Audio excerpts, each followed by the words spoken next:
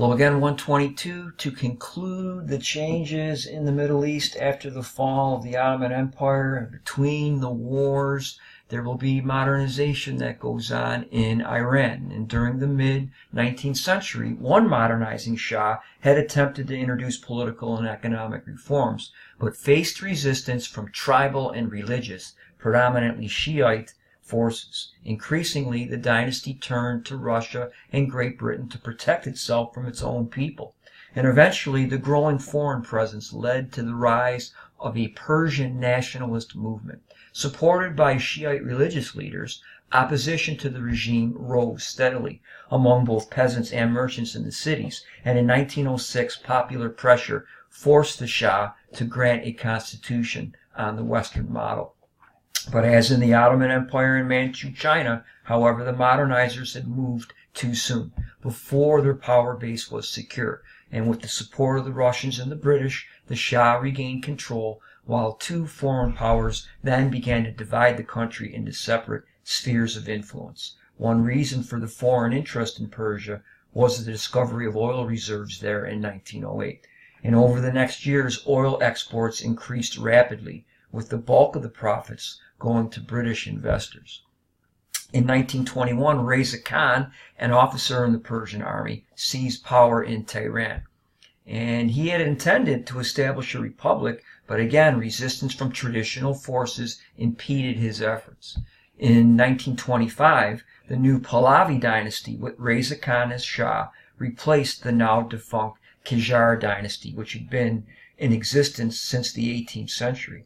And during the next few years, Reza Khan attempted to follow the example of Ataturk in Turkey, introducing reforms to strengthen the central government, to modernize the civilian and military bureaucracy, and to establish a modern economic infrastructure. And in 1935, he officially changed the name of the nation to Iran. Unlike Ataturk, Reza Khan did not attempt to destroy the power of Islamic beliefs, but he did encourage the establishment of Western-style educational systems, and he forbade women to wear the veil in public. But women continue to be exploited, however. The carpets produced by their intensive labor were a major export, second only to oil in the interwar period. And to strengthen Iranian nationalism and reduce the power of Islam, Reza Khan attempted to popularize the symbols and beliefs of pre-Islamic times. Like his Qajar predecessors, however, he was hindered by strong foreign influence. And when the Soviet Union and Great Britain decided to send troops into the country during World War II, he resigned in protest, and he died 3 years later. Now, what's going to go on in Iraq? Another consequence of the collapse of the Ottoman Empire was the emergence of a new political entity along the Tigris and Euphrates rivers, once the heartland of ancient empires.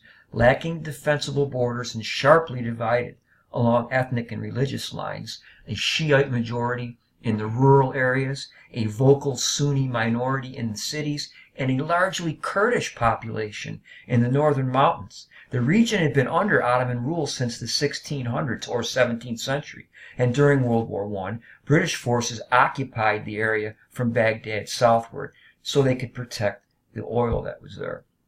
Although the British claimed to have arrived as liberators, in 1920, the League of Nations placed the country under British control as a mandate of Iraq, and we saw that map in another video. Civil unrest and growing anti-Western sentiment rapidly dispelled any plans for the emergence of an independent government, and in 1921, after the suppression of resistance forces, the country was placed under the titular authority of King Faisal of Syria, a descendant of the Prophet Muhammad. Faisal relied for support mainly on the politically more sophisticated urban Sunni population, although they represented less than a quarter of the population, and the discovery of oil near Kirkuk in 1927 increased the value of the area to the British, who granted formal independence to Iraq in 1932, although British advisors retained a strong influence over the fragile government. Now we have the rise of Arab nationalism. There had been resistance to Ottoman rule in the Arabian Peninsula since the 18th century, when devoutly Muslim Wahhabi sect attempted to drive out outside influences and cleanse Islam of corrupt practices that had developed in the past centuries. The revolt was eventually suppressed, but Wahhabi influence persisted. World War I offered an opportunity for the Arabs to throw off the shackles of Ottoman rule, as we saw in a previous video with Lawrence of Arabia and all that. But what would replace them? The Arabs were not a nation, but an idea, a loose collection of peoples who often did not see eye to eye on matters that affected their community. Disagreements over what constitutes an Arab has plagued generations of political leaders who have sought unsuccessfully to knit together the disparate peoples of the region into a single Arab nation. And when Arab leaders in Mecca declared their independence from Ottoman rule in 1916, they had hoped for British support, but they were sorely disappointed.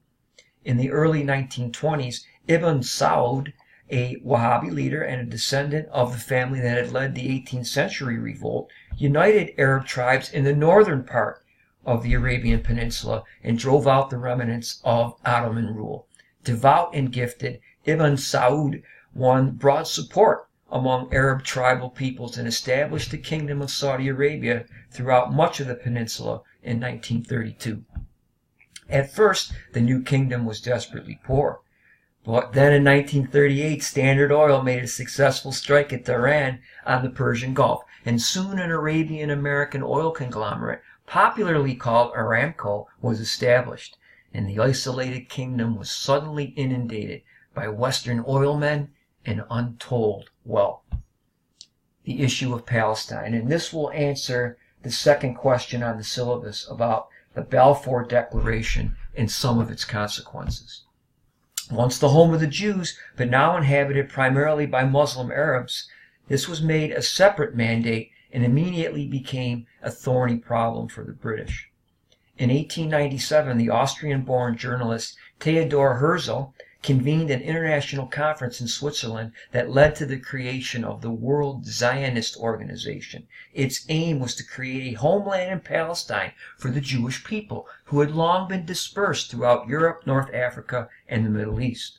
Over the next decade, Jewish immigration into Palestine, then under Ottoman rule, increased with World Zionist Organization support, and by the outbreak of World War I, about 85,000 Jews lived in Palestine, representing about 15% of the total population. And in 1917, responding to appeals from the British chemist Chaim Weizmann and the British Foreign Secretary Lord Arthur Balfour, they issued a declaration saying that Palestine was to be a national homeland for the Jews. The Balfour Declaration, which was later confirmed by the League of Nations, was an ambiguous declaration on the legal status of the territory and promised that the rights of non-Jewish peoples living in the area would not be undermined. But Arab nationalists were incensed. How could a national home for the Jewish people be established in a territory where the majority of the population was Muslim? Those are some of the consequences. This homeland for the Jews in an area where the majority of the population is Muslim. After World War I, more Jewish settlers began to arrive in Palestine in response to the promises made in the Balfour Declaration. So, what about the British in Egypt? They had maintained a loose protectorate over Egypt since the mid-19th century because of Suez, and although the area remained nominally under Ottoman rule, London formalized its protectorate in 1914 to protect the Suez Canal and the Nile Valley from possible seizure by the Central Powers. That's the gateway to India, the crown jewel. And after the war, however, nationalist elements became restive, and they formed the Wafd Party, a secular organization dedicated to the creation of an independent Egypt based on principles of a representative government. The Wafd received support of many middle-class Egyptians who, like Ataturk in Turkey, hoped to meld Islamic practices with secular traditions of the modern West.